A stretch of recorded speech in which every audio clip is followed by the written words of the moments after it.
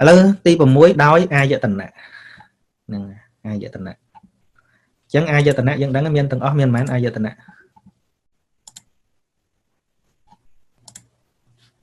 អាយតនៈមាន12ប៉ុន្តែបើយើងចែកចិត្តចេតសិកអីក្នុងនេះយើងមិនបាច់គិតអាក្រៅនេះទេណាក្រៅនេះមិនបាច់គិតទេព្រោះយើងយកចិត្តយកមកចែកអាខាងនេះមិនបាច់គិតទេអញ្ចឹងបើយើងយកចិត្តយកមកចែកគិតតែអាយតនៈខាង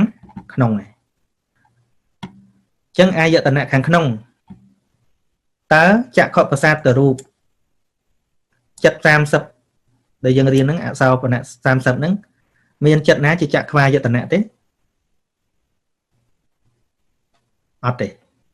ពីព្រោះចក្ខវាយតនៈគឺជារូបជាចក្ខុប្រសាទរូបណាពេលត្បិតតែចិត្តនឹងចក្ខុវិញ្ញាណកើតនឹងប្រសាទរូបនឹងមែនប៉ុន្តែចិត្តផ្សេងរូបផ្សេងអាឧទាហរណ៍អាគូរូបទៀនមួយហ្នឹងនេះបច្ឆេះទៀននេះអណ្ដាតភ្លើងតែបច្ឆេះនឹងអណ្ដាតទៀនហ្នឹងតើអណ្ដាតទៀនហើយនឹងបច្ឆេះទៀនដូចគ្នាទេ No ខុសគ្នាអញ្ចឹងចក្ខវាយតនៈនេះដែលអង្គធម៌បានដល់ចក្ខុប្រសាទរូបនេះប្រៀបដូចជាបច្ឆេះ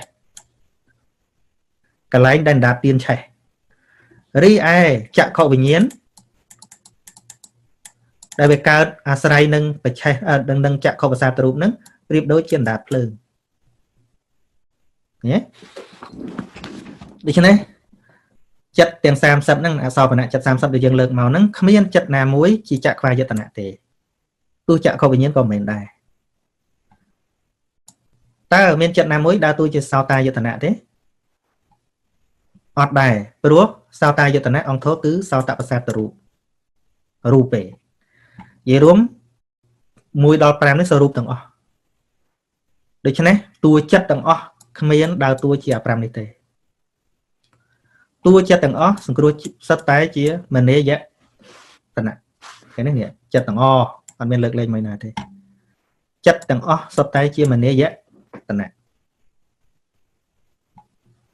យល់អត់ធ្វើមុខម៉ោះអញ្ចឹងហ្នឹងហើយចិត្តទាំងអស់សុទ្ធតែជាមនេយតនៈអាយតនៈគឺចិត្តហ្នឹងហើយចឹងយើងមើលលេងទៅអាយតនៈមាន12ហ្នឹងអានេះខាងក្រៅអានេះខាងក្នុងចឹងទៅទៀតដោយធាតុដោយធាតុចឹងធាតុទាំងអស់មាន18នឹងសរុបធាតុទាំងអស់មាន18ឃើញចែកស្អីក៏ដោយយកតែពីចិត្តចេតសិករូបមកឃើញទេ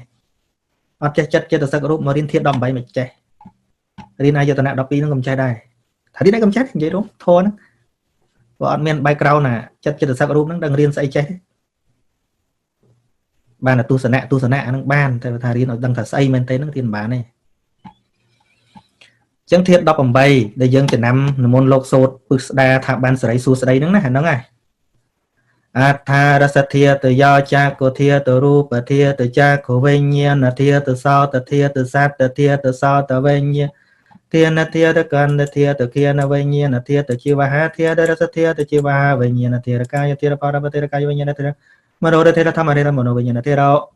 ចប់អេវ៉ាំងអចិនសួរថាអាលោកទាំងស៊ីទាំងស្រៀងយកហ្មងមានរឿងក៏ប្លែកគេមួយគេមុនលោកទៅឆានសូត្រធម៌ទៅពេលអាចឹកសួរអាលោកទាំងស៊ីទាំងជ្រៀងយកហ្មង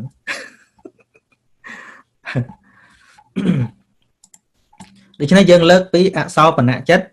30ហ្នឹងអសោបនៈចិត្តមួយហ្នឹង30ដួងតើអសោបនៈចិត្ត30ហ្នឹងមានណាមួយជាចក្ខុធាតុទេ No មានណាមួយជារូបធាតុទេ No មានណាមួយជាចក្ខុវិញ្ញាណធាតុទេ Yes មាន2ដួង2ដួងគឺចក្ខុវិញ្ញាណ2ដួងអញ្ចឹង30ដក2សល់ប៉ុន្មានទៀតសល់28ទៅទៀតសល់28ដួងនឹងទៀតមានណាមួយជាសោតធាតុទេ no មានណាជាសារធាតុទេ no មានណាជាសោតវិញ្ញាណធាតុទេ yes ពីដួងទៀតពីដួងនេះជាសោតវិញ្ញាណធាតុអញ្ចឹងនៅសល់26 ហ្នឹងមានណាជាធាតុធាតុទេ no មានណាជាគន្ធធាតុទេ no មានណាជាវិញ្ញាណធាតុទេ yes អញ្ចឹង2ទៀតសល់មែនសល់24 24ទៀតហ្នឹងមានណាជាជីវហាធាតុទេ no មានណាជារសធាតុទេ no មានណាជាជីវហាវិញ្ញាណធាតុទេ yes ហ្នឹងហើយអញ្ចឹងដក2ទៀតនៅសល់22 22ដួងអញ្ចឹង20ទៀតហ្នឹង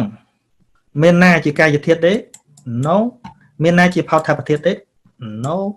មានណាជាកាយវិញ្ញាណធាតុទេ yes 2ដួងទៀតឃើញទេនៅសល់